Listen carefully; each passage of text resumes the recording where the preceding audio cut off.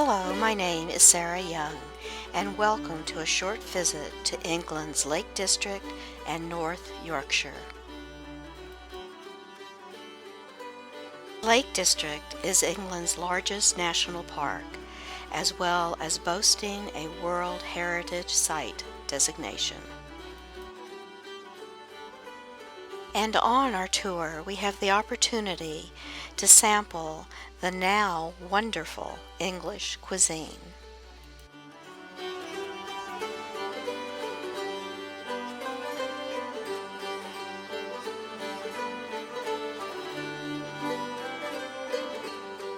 We also visit historic cultural sites, such as the Ripon Cathedral, which is the oldest structure of any English cathedral.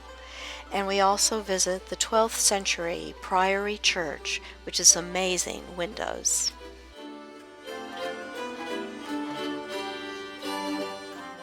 In the United Kingdom, it is estimated that around 27 million people partake in gardening, or about a third of the population.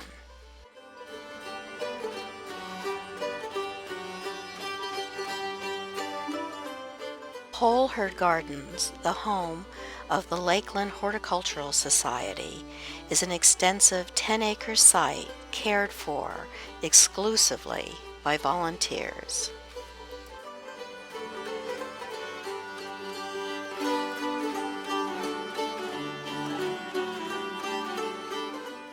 The nearby Rydell Mount was the last family home of the poet William Wordsworth.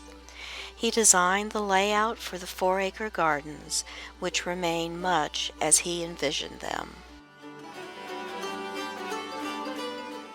Amidst a 9,500-acre agricultural estate, the privately owned Levens Hall and Gardens are home to the world's oldest topiary garden.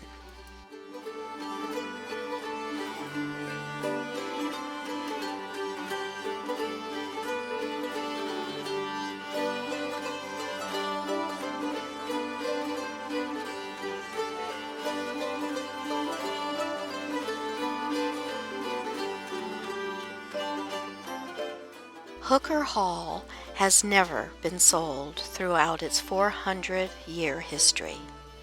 The award-winning gardens are comprised of over 24 acres, which were redesigned by the renowned landscape gardener Thomas Mawson in 1910.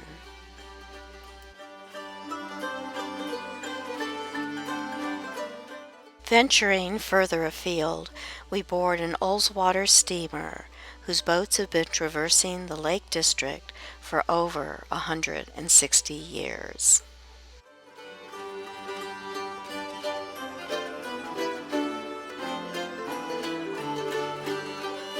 Styled as a medieval castle, Lowther Castle was built at the beginning of the 19th century, with, it is said, a separate room for every day of the year.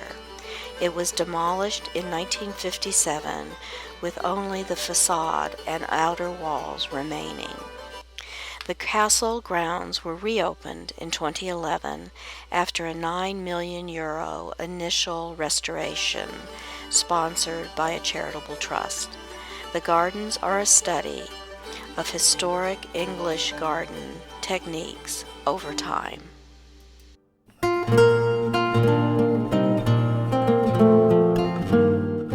Situated on 250 acres, Brantwood was the former home of Victorian writer, ecologist, painter, and art patron John Ruskin. In addition, he was a founder of the National Trust. He wrote on topics as varied as travel, geology, architecture, literature, botany, and political economy. Our next stop is Windy Hill, the home and garden of former research scientists David and Diane Kinsman. Since 1981, they have lived on the 4-acre hillside compound, transforming it to an exotic collection of gardens, while also including ponds for waterfowl and a nearby tract of land on which to raise black Hebridean sheep.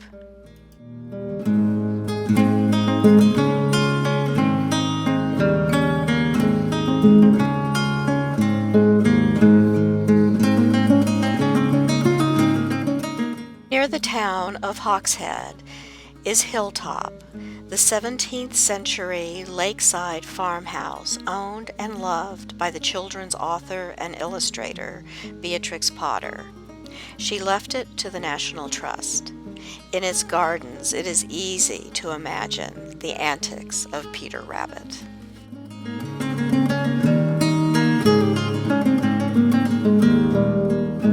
We then have another opportunity to cross England's largest lake, Lake Windermere, while taking in the vistas of this resort area. Sizek Garden and Castle, a part of which is still occupied by the Strickland family, is also part of the Lake District National Park. It includes in the garden area a beautiful lake and a culinary garden, as well as the largest limestone rock garden belonging to the Trust and containing part of the national collection of hardy ferns.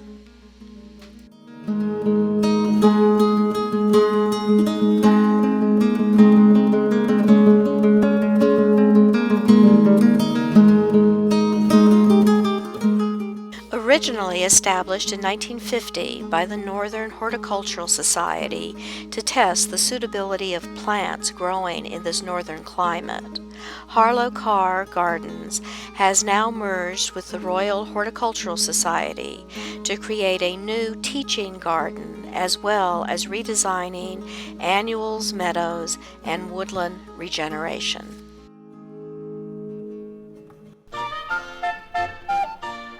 Fountains Abbey, originally founded by the Benedictine monks in 1132, was closed in 1532 by Henry VIII as part of the Dissolution of Monasteries Act. Later it was sold by the Crown and it remained in private hands until 1963.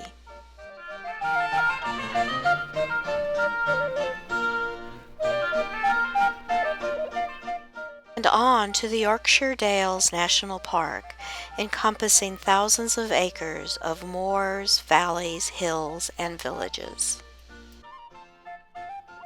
Yorkshire Sculpture Park is a 500-acre leading center for modern and contemporary sculpture, including works by Henry Moore, Barbara Hepworth, and many others.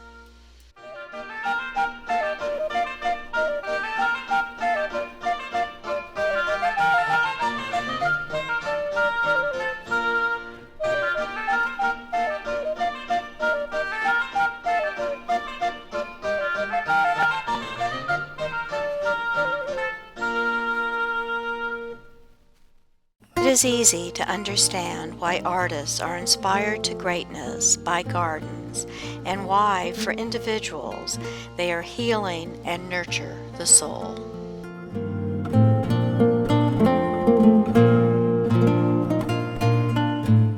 Throughout the Lake District and Yorkshire, we have seen gorgeous gardens, great and small, formal and informal, all different and with distinct personalities.